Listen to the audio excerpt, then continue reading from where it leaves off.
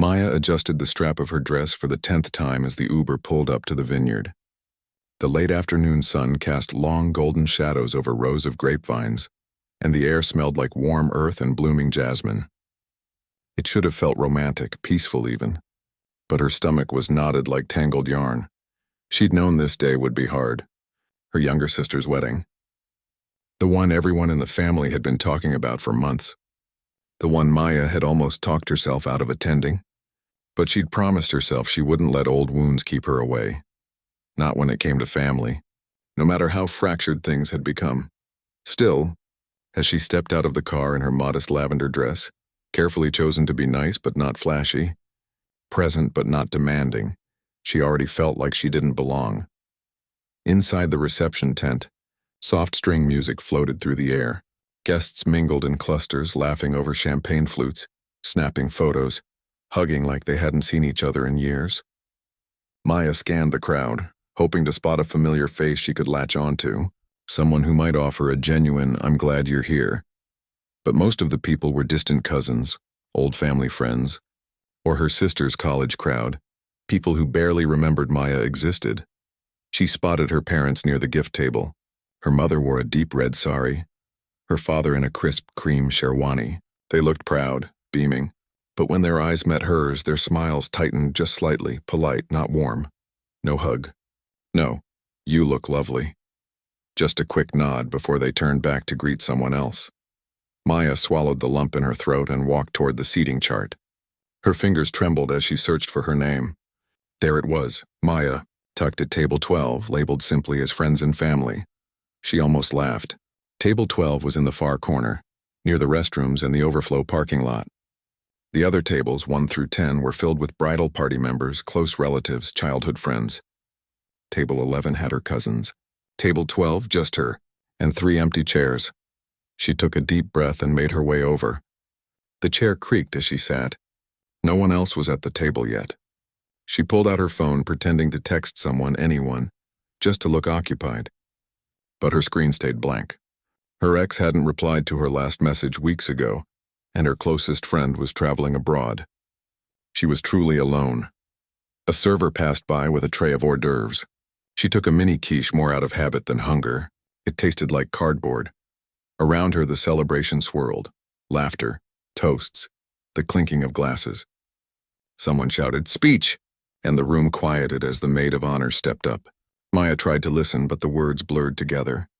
All she could think about was how 5 years ago she'd been the one planning her own wedding, dreaming of lace, vows under string lights, her sister as her maid of honor. But that relationship had crumbled under pressure, misunderstandings, and the slow erosion of trust. And then her fiancé had walked away, saying she wasn't where he needed her to be. She'd thrown herself into her work after that, helping teenagers in foster care find stability, tutoring kids after school, volunteering at shelters. It wasn't glamorous. It didn't come with a corner office or a 6-figure salary like her sister's finance job. And that, she knew, was why her family looked at her with that quiet disappointment, the kind that never said anything outright but made you feel small anyway. The ceremony had been beautiful. Her sister looked radiant in ivory silk, eyes shining as she said, "I do." Maya had cried, not out of jealousy, but out of a strange mix of love and loss. She wanted her sister to be happy. She really did. But standing there in the back row, watching everyone hug and cheer, she'd felt like a ghost.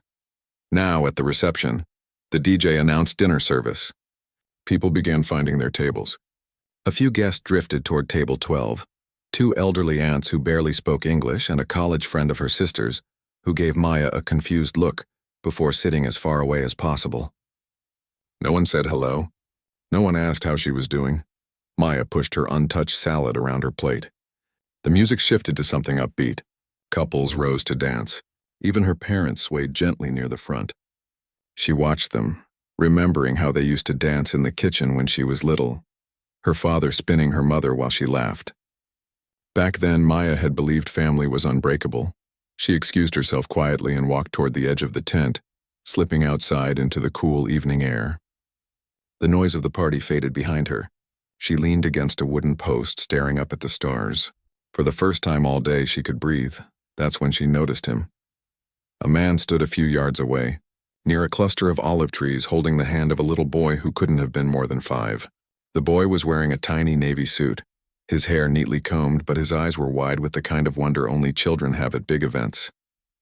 The man, tall with tired eyes and a faded blue shirt under his blazer, was speaking softly to him, pointing at the lights strung across the vines. Maya didn't mean to stare, but there was something about the way he held the boy's hand. Not tight, not controlling, just steady, protective, like he was the boy's whole world. The man glanced over, and for a second their eyes met. He didn't look away quickly like most people would. He just nodded, almost like he understood. Like he'd seen her sitting alone, too. She looked down, embarrassed, and turned slightly, pretending to check her phone again. But her heart beat a little faster. Inside, the music swelled. Someone shouted, "First dance!" and cheers erupted. Maya knew she should go back in. She didn't want to cause a scene by disappearing too long. But the thought of returning to that empty chair, watching everyone celebrate while she sat like an afterthought, it made her chest ache. She took a shaky breath and wiped her eyes with the back of her hand. She wouldn't cry, not here. Not today. Just then, footsteps crunched on the gravel path behind her. She turned, expecting a server or maybe a lost guest. It was the man. He stopped a few feet away, the little boy still holding his hand. Up close, she could see faint lines around his eyes. Laugh lines maybe, but also lines from worry. He offered a small, gentle smile. "Hey," he said, his voice low and calm like he was talking to someone who might startle easily. "You okay?" Maya blinked. No one had asked her that all day. "Not really, I'm fine," she said automatically. Then, surprising herself, she added, "Just needed some air." He nodded like he understood completely. "It's a lot in there." The little boy tugged his hand. "Daddy, can we go back? I want to see the cake." "In a minute, buddy," the man said, not taking his eyes off Maya. Then, after a pause, he said, "My name's Daniel. This is Mateo." "Maya," she said. Mateo grinned. "Hi, Maya. Do you like chocolate cake?" "I do," she said. And for the first time that day, she smiled, really smiled. Daniel watched her for a moment. Then he glanced back toward the tent where the music was getting louder, the crowd more animated. He seemed to make a decision. "Look," he said, stepping a little closer, lowering his voice. "I don't know your story and I don't need to. But if anyone asks, just act like you're with me." Maya stared at him. "What?" He shrugged, but his eyes were kind. "People talk, especially at weddings. You're sitting alone. I'm here with my son, no +1. We both look like we don't quite fit. So let's pretend we do. Just for tonight. No strings. No expectations. You can walk away the second you want." Maya's throat tightened. It wasn't a pickup line. It wasn't pity. It was an offer of dignity. A way to re-enter that room without feeling like a ghost. She looked down at Mateo, who was now trying to balance on one foot. He looked up at her and grinned again, missing a front tooth. Something inside her softened. "Okay," she said quietly. "Okay, I'll act like I'm with you." Daniel nodded, relief flickering in his eyes. "Good. Then let's go get that cake before this little guy starts crying." Mateo giggled and reached for Maya's hand without hesitation. She took it, small, warm, trusting. And just like that, she wasn't alone anymore. As they walked back toward the lights and music, Maya held her head a little higher. She didn't know what would happen next. But for the first time in a long time, she felt like she belonged somewhere, even if it was just pretend. The moment they stepped back into the reception tent, the music wrapped around them like a warm blanket. Laughter and chatter filled the air, and the scent of vanilla cake and spiced wine drifted from the dessert table. Maya walked beside Daniel, Mateo's small hand still tucked in hers, her pulse steady for the first time all evening. No one gave them a second glance. That was the strange thing.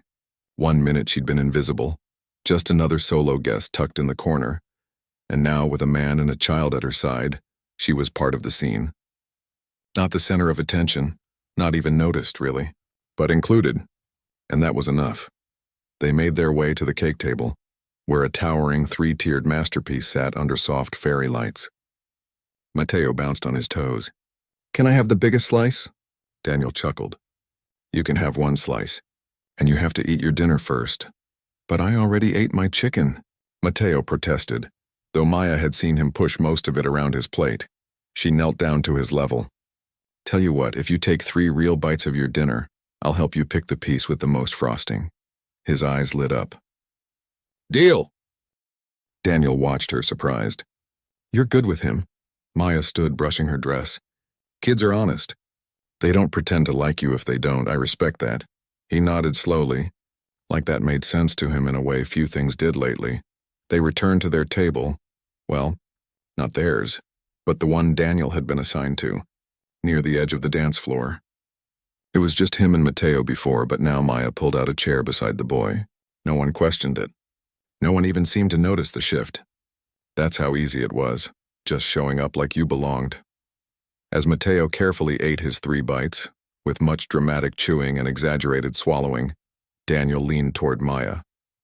So, you're the bride's sister? Yeah, she said, keeping her voice low. Younger sister. The golden child, there was no bitterness in her tone, just quiet truth. She's amazing. Smart, driven, beautiful. Everyone's proud of her. And you? He asked gently. Maya looked down at her hands. I work with teenagers, kids who've been through a lot. Foster care, homelessness, that kind of thing. It's not flashy. Doesn't come with awards or fancy titles. But it matters. To me, anyway. It matters, Daniel said firmly. More than most things, probably. She looked up, surprised by the certainty in his voice. He shrugged. I used to think success was a big house, a corner office, all that. Then my wife got sick, real sick. And none of that stuff mattered. What mattered was who showed up. Who stayed. Who held your hand when you thought you couldn't take another breath. Maya's chest tightened. I'm sorry. He nodded, eyes distant for a second. It's been 2 years. Some days are easier than others. Mateo was only 3 when she passed. He remembers her voice, her laugh. But not much else.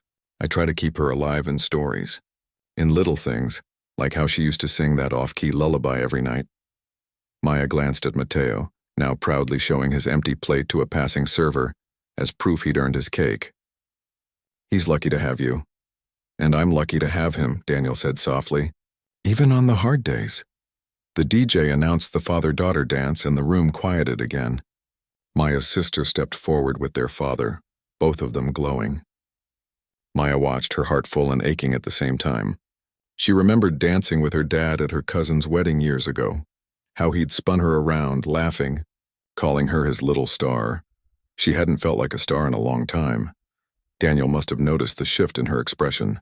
He didn't say anything, just quietly signaled to a server for 3 slices of cake, chocolate with extra frosting just as promised. When the dance ended, the music shifted to something slower, more romantic. Couples drifted onto the floor. Maya braced herself for the familiar loneliness to return. But then Mateo tugged her sleeve. Maya, will you dance with me? She blinked. Me? Yeah, Daddy says you're nice. And you helped me get cake. So you're my friend now. Her throat closed up. She looked at Daniel, who gave her a small, encouraging nod. Okay, she said, standing. One dance. Mateo took her hand and led her to the edge of the dance floor. He didn't know the steps, of course. He just swayed back and forth, grinning up at her like she'd hung the moon. Maya laughed, a real light sound she hadn't heard from herself in months. People smiled as they passed. A few even winked at Daniel, assuming they were a family, and for a few minutes under the string lights, with a child's trust in her hand and soft music in her ears, Maya let herself pretend it was true. When the song ended, Mateo yawned. I'm tired. Daniel scooped him up easily, the boy's head resting on his shoulder. Long day for a little guy. Maya walked with them back to their table. She didn't sit right away.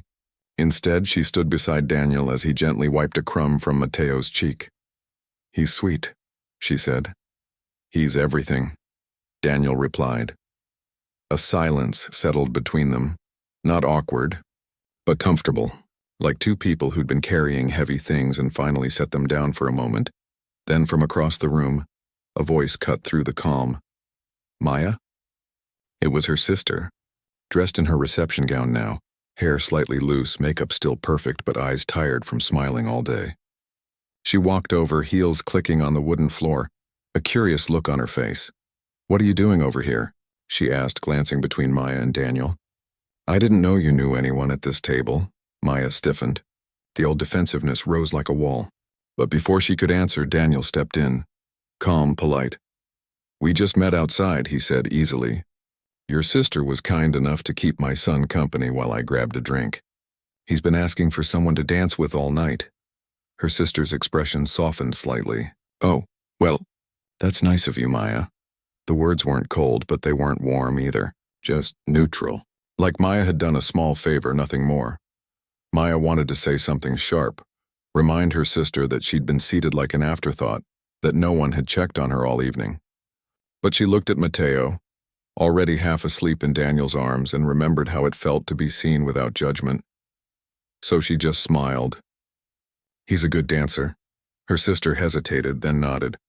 "Well, enjoy the rest of the night." She turned and walked back toward the bridal party. Daniel watched her go, then looked at Maya. That was hard. Maya let out a breath. "It's always hard. But tonight, it hurt less. Why's that?" "Because I wasn't alone," she said simply. He didn't reply right away. Just shifted Mateo in his arms and looked at her like he was seeing her for the first time. Not as someone's sister. Not as a guest with a missing +1, but as a person who'd been through storms and was still standing. "You know," he said after a moment, "my wife used to say that the right people find you when you need them most. Not because of timing or luck, but because you're ready to be found." Maya felt tears prick her eyes. She blinked them away. "I hope she was right." "I know she was," he said. Later, as the night deepened and the crowd began to thin, Daniel suggested they take a walk. Mateo was asleep now, head resting against his father's chest, tiny fingers curled into his shirt. Maya walked beside them along the gravel path that wound through the vineyard. The stars were bright overhead. Crickets sang in the grass. Somewhere in the distance, a car engine started, someone heading home. They didn't talk much, just walked, but it was the kind of quiet that didn't need filling. At one point, Daniel stopped near a wooden bench under an old oak tree. "I should probably get him back to the hotel soon. He'll wake up cranky if we stay too late." Maya nodded. "Of course," but neither of them moved. Finally, Daniel turned to her. "Thank you. For tonight. For being kind to him, for not making it weird," she smiled. "You're the one who gave me a way back in. I should be thanking you." He studied her for a long moment. "Would it be okay if I texted you sometime? Not to, I don't know, sweep you off your feet or anything. Just to say hi. Maybe see if you want to grab coffee. With or without a 5-year-old chaperone." Maya laughed softly. "I'd like that." He pulled out his phone. They exchanged numbers under the stars, the screen's glow lighting their faces for just a second. Then he shifted Mateo gently and started walking back toward the parking lot. Maya stood there watching them go, the silhouette of a man and his son, small and steady against the night. For the first time in years, she didn't feel like she was waiting for her life to begin. She felt like it already had. The morning after the wedding dawned soft and hazy, the kind of quiet that only comes after a long night of noise and celebration. Maya woke in her rented guest house room with sunlight spilling through the thin curtains and the distant hum of birds outside. For a moment, she just lay there, listening to the silence, waiting for the usual weight to settle on her chest, the loneliness, the doubt, the feeling that she'd never quite measure up. But it didn't come. Instead, she thought of Mateo's sleepy grin as he'd waved goodbye the night before, one arm wrapped around his father's neck, the other waving wildly at her like she was already part of their world. She thought of how Daniel had looked at her, not with pity, not with expectation, but with something quieter and truer. Recognition. She rolled over and reached for her phone. No missed calls, no frantic texts from her sister asking where she'd disappeared to. But there was a new message, just one. "Hey, made it back to the hotel without incident. Mateo asked if you like chocolate cake as much as he does. I told him I think you do. Hope you slept okay." She read it 3 times, then smiled so wide her cheeks hurt. Downstairs, the wedding venue was already being packed away. Chairs stacked, linens folded, fairy lights coiled into boxes. Guests were checking out, hugging goodbye, promising to stay in touch. Most wouldn't. Maya found her parents near their car loading gift bags into the trunk. "There you are," her mother said, not unkindly. "We were wondering if you'd already left." "I stayed the night," Maya said. "Needed some rest." Her father nodded. "You looked happy last night. Dancing with that little boy." She hesitated. His name's Mateo. His dad and we just met. Her mother studied her for a moment. He seemed nice. It wasn't an apology, but it wasn't dismissal either. And for now, that felt like progress. Back home, the days slipped by in their usual rhythm. Early mornings at the community center, afternoons filled with meetings and phone calls, evenings with takeout and old movies. But something had shifted. Maya caught herself smiling at small things. The way the sun hit her kitchen table in the afternoon, the sound of kids laughing outside her window, the memory of Mateo's voice saying, "You're my friend now." 3 days after the wedding, her phone buzzed during lunch break. "Mateo's been asking about you. Wants to know if you've ever been to a park with a pirate ship. We're going Saturday. You in?" Her heart jumped. She typed back quickly, then deleted it. Typed again. "I've never been to a pirate ship park, but I've always wanted to." The reply came almost instantly. Perfect. 10 a.m. Saturday morning arrived with crisp autumn air and golden leaves swirling on the sidewalk. Maya wore jeans and a sweater, her hair pulled back in a loose ponytail. Comfortable, real. She arrived at the park 10 minutes early, nerves fluttering in her stomach like butterflies. What if Mateo didn't remember her? What if it had all been a one-night thing? But the second she spotted them, Daniel pushing a stroller, empty just for snacks and toys, Mateo running ahead in bright red sneakers, her worries melted away. "Maya." Mateo shrieked, sprinting toward her like she was the best surprise ever. He crashed into her legs and wrapped his arms around her knees. "You came." She crouched down laughing. "Of course I came. You promised me a pirate ship." He grabbed her hand and tugged her toward the playground, a massive wooden structure shaped like a galleon, complete with rope ladders, cannons, fake, thankfully, and a crow's nest high above the ground. For the next hour, Maya climbed, slid, and pretended to battle sea monsters alongside Mateo. Daniel watched from a nearby bench, sipping coffee, but he wasn't distant. He cheered when Mateo defeated a shark, offered Maya a water bottle when she got winded, and once when Mateo ran off to inspect a ladybug, he said quietly, "You're really good with him." "He makes it easy," she said, brushing dirt off her jeans. "He's got this light in him. Like nothing's broken yet." Daniel's expression softened. "I try to protect that. But I can't do it alone forever." She didn't say anything, just sat beside him on the bench watching Mateo spin in circles on a merry-go-round, giggling like the world was brand new. After the park, they grabbed lunch at a little cafe with mismatched chairs and chalkboard menus. Mateo insisted Maya sit between him and his dad. He told her about his stuffed dinosaur, how it fights bad dreams, and asked if she had any stuffed animals. "Just a very old rabbit," she admitted, his ears half chewed. Daniel listened more than he spoke, but when he did, it was thoughtful, asking about her work, how she got into it, what kept her going on hard days. She told him about a teenager she'd helped get into college last year, how the girl had hugged her and whispered, "You're the first person who ever believed I could." Daniel's eyes got a little shiny. "That's the kind of thing that changes lives," he said, "yours included." Later, as they walked back to the car, Mateo holding both their hands like he was leading a parade, Maya realized something. She hadn't once checked her phone. Hadn't worried about how she looked or what anyone thought. She'd just been there, present, happy. Over the next few weeks, they fell into a quiet rhythm. Coffee on Sundays, a trip to the Science Museum where Mateo pressed his nose against every glass case, a rainy afternoon spent building a blanket fort in Daniel's living room while old cartoons played on TV. It wasn't romance, not yet.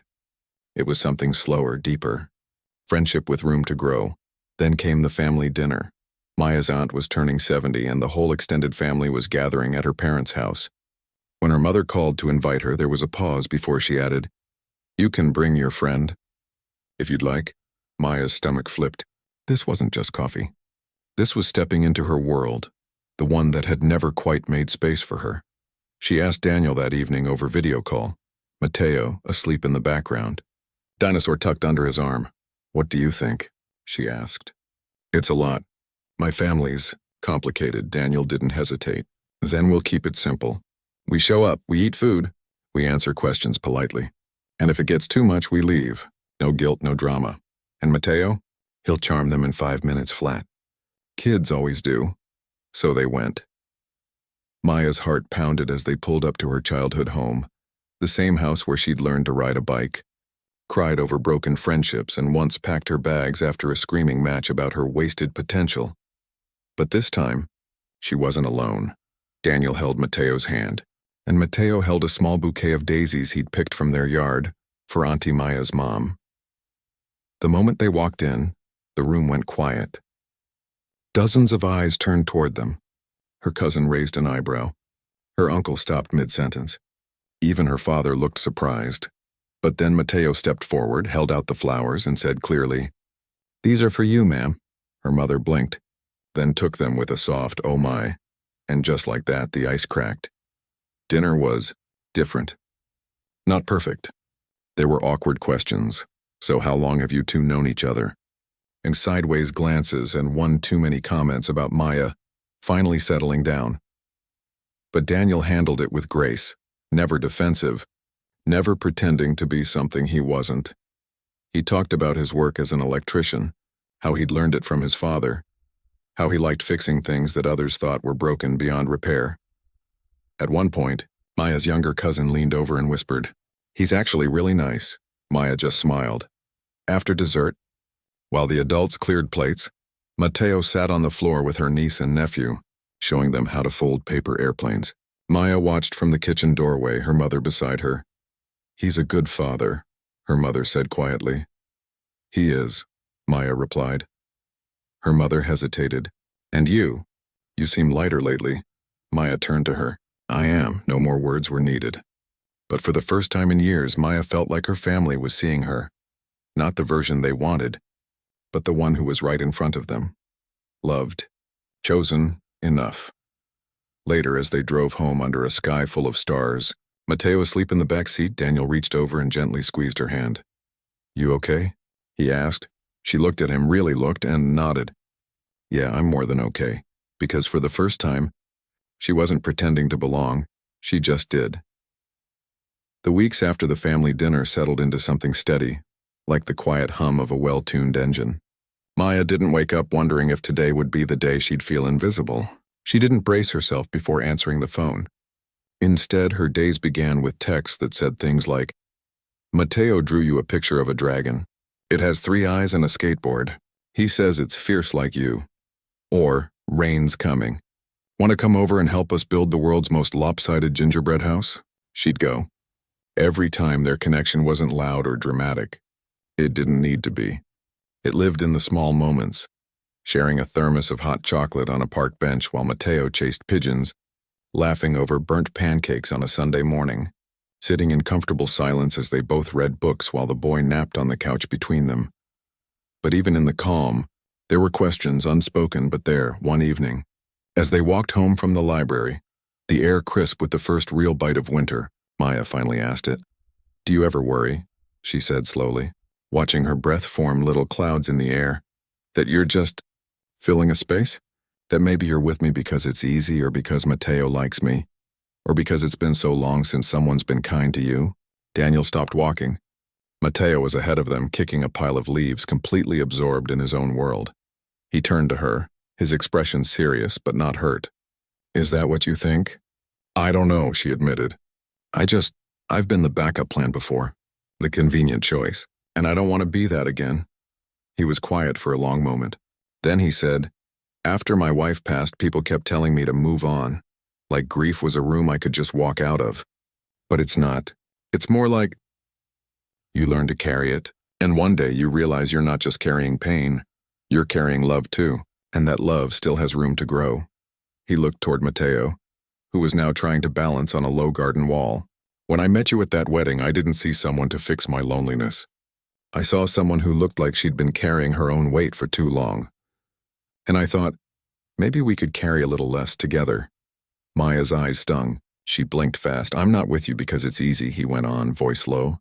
"I'm with you because when I'm around you, I feel like I can breathe. Like I don't have to be perfect.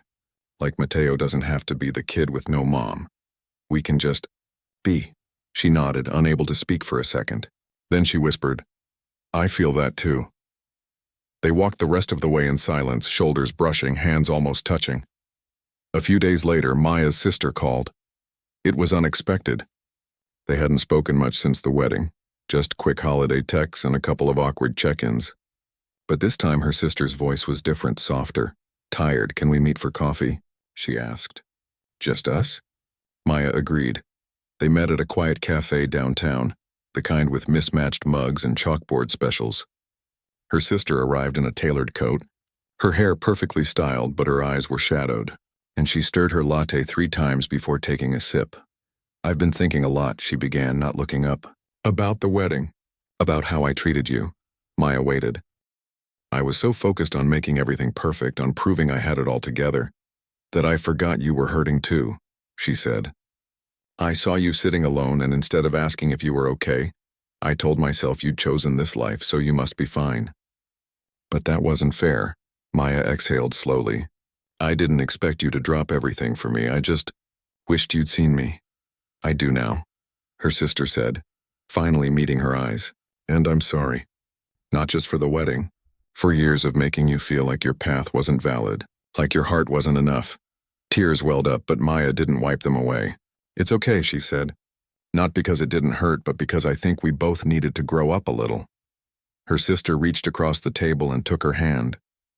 "Who's the man you were with? The one with the little boy?"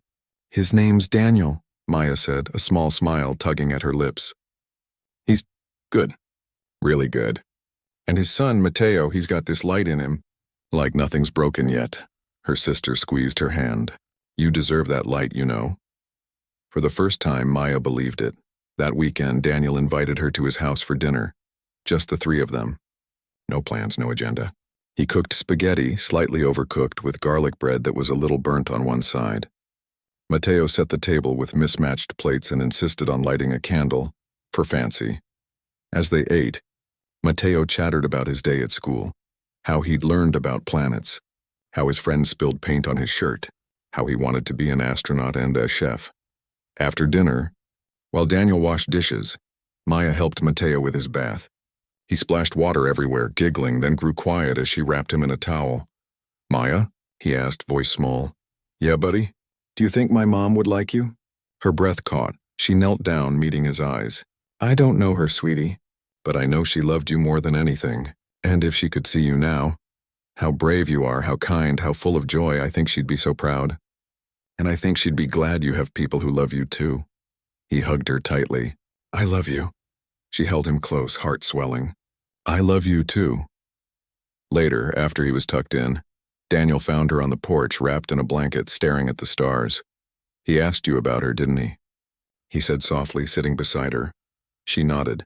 "I hope I said the right thing." "You did," he said. "You always do." They sat in silence for a while, the only sound the rustle of leaves in the wind. Then Daniel said, "I've been thinking, maybe we should stop pretending." Maya turned to him. "Pretending what?" "That this is just friendship. Or convenience. Or practice." And he looked at her, really looked at her. "I care about you, Maya. More than I've cared about anyone since her. And I know it's messy. I've got a kid. You've got your own life, your own healing. But I don't want to pretend anymore that I'm not falling for you." Her chest tightened. "Not with fear, with hope." "I'm falling for you too," she whispered. He didn't kiss her, not then. He just took her hand and held it, warm and sure, under the winter stars. The next morning, Maya woke to sunlight and a quiet house. She made coffee, wrapped herself in her favorite sweater, and sat by the window. Her phone buzzed, a message from Daniel. "Mateo says we should adopt you. Officially. He's drawing up adoption papers on construction paper. You in?" She laughed, tears in her eyes, and typed back, "Tell him I accept. But only if I get to be the one who reads bedtime stories." She hit send, then leaned back, sipping her coffee, watching the world wake up outside. For so long, she'd believed love had to be earned, through success, through perfection, through never showing weakness. But here, in this ordinary morning, with a man and a boy who saw her exactly as she was and chose her anyway, she finally understood. Love isn't something you earn. It's something you allow yourself to receive. And for the first time in her life, she was ready. Spring came quietly that year, soft rains, budding trees, the kind of warmth that creeps in slow after a long winter. Maya stood in her kitchen one Saturday morning, flour dusting her arms, laughter drifting in from the living room where Mateo was building a fort out of couch cushions and bed sheets. Daniel was on the floor with him, pretending to be a dragon that only surrendered when offered 3 cookies and a juice box. She smiled to herself, rolling out dough for banana bread, the recipe her grandmother used to make, the one she'd almost forgotten until Daniel asked if she knew any old family secrets. She'd laughed and said, "Only the edible kind." Things hadn't magically become perfect. There were still hard days, times when Mateo woke up crying for a mother he barely remembered, nights when Daniel sat on the back porch too long, staring at the sky like he was searching for answers. And Maya still sometimes flinched when her phone rang, bracing for bad news from work or another strained conversation with someone from her past. But now, she didn't face those moments alone. A few weeks earlier, her parents had invited them all over for Sunday dinner. Not just her, but Daniel and Mateo too. No conditions, no awkward introductions, just a simple, "We'd love to see you." When they arrived, her father had knelt to Mateo's level and asked about his favorite dinosaur. Her mother had set an extra place at the table without hesitation, and during dessert her sister had leaned over and whispered, "He's good for you, and you're good for him." No grand speeches, no dramatic reconciliations, just quiet acceptance, like they'd finally realized love doesn't always look the way you expect, and that's okay.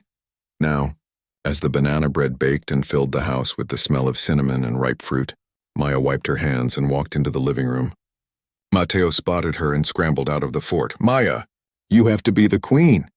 The dragon says you're the only one who can give him cookies." Daniel looked up grinning, flour smudged on his cheek from where Mateo had accidentally flung a pillow. "Your Majesty," he said with an exaggerated bow, "the kingdom is in chaos. Only you can restore order." She played along, sitting cross-legged on the floor as Mateo handed her a plastic crown from his dress-up bin. "I decree," she announced solemnly, "that the dragon gets 1 cookie, after he helps clean up this fort." Mateo groaned dramatically, but Daniel just laughed and started folding sheets. Together they put the living room back in order, the 3 of them moving like they'd done this 100 times before, because in a way they had. Later that afternoon they took a walk to the park. Not the pirate ship one, but a smaller neighborhood spot with a duck pond and a single swing set. Mateo ran ahead, tossing breadcrumbs to the ducks while humming a song from his favorite cartoon. Daniel walked beside Maya, their hands brushing now and then, not quite holding but close. "I got a call from my landlord yesterday," he said after a while. "The building's being sold. They're raising the rent next year." "A lot." Maya's stomach dropped. "Oh, I've been looking at places," he continued. "There's a little house for rent a few blocks from your apartment. 2 bedrooms, a backyard, a porch big enough for a swing. It's not fancy, but it feels like a home." She stopped walking. "You're thinking of moving closer?" He turned to her, eyes steady. "I'm thinking of building something real, with you, if you're ready for that." Her breath caught. This wasn't a proposal, not yet, but it was an invitation, a step forward taken with open eyes and an open heart. "I'm ready," she said simply. He didn't say anything else, just reached for her hand, and this time she laced her fingers through his. That night, after Mateo was asleep and the house was quiet, Maya sat on Daniel's porch with a mug of tea. He joined her, wrapping a blanket around her shoulders before sitting beside her. They didn't talk much. Just watched the fireflies blink on and off in the yard. Listened to the distant sound of a train passing through town. It was peaceful. A week later, Maya received a small package in the mail. No return address, just her name written in a child's uneven handwriting. Inside was a folded piece of construction paper. On the front, in bright red crayon, it read, "Official adoption papers." Below it, Mateo had drawn 3 stick figures holding hands under a lopsided sun. One had long hair labeled Maya. One had short hair and a tool belt, Daddy. And in the middle, a tiny figure with a big smile, me. At the bottom, in Daniel's neat script, it said, "Terms, must read bedtime stories. Must eat burnt pancakes. Must never leave. Signed, the Reyes family, pending your approval." Maya cried, happy tears, the kind that come when your heart finally feels like it's found its home. She framed the paper and hung it in her hallway, right next to a photo from the wedding, the one where she's laughing, Daniel's hand lightly on her back. Mateo tugging her sleeve like he's already claiming her. Months passed. Seasons turned. The little house with the backyard became theirs. Maya helped paint Mateo's room blue, like the sky before bedtime, he'd said. Daniel fixed the leaky faucet and built a bookshelf for her growing collection of novels. On weekends, they cooked together, took walks, visited the duck pond. Sometimes they invited her parents over for dinner. Sometimes her sister came with her husband, and they all sat on the porch, talking long after the sun went down. One evening, as Maya tucked Mateo into bed, he looked up at her and said, "You know you're my real family now, right?" She kissed his forehead. "I know. And you're not going anywhere?" "Nope," she said. "Not ever." He smiled, already half asleep. "Good." Downstairs, Daniel was washing dishes. She walked up behind him and wrapped her arms around his waist, resting her high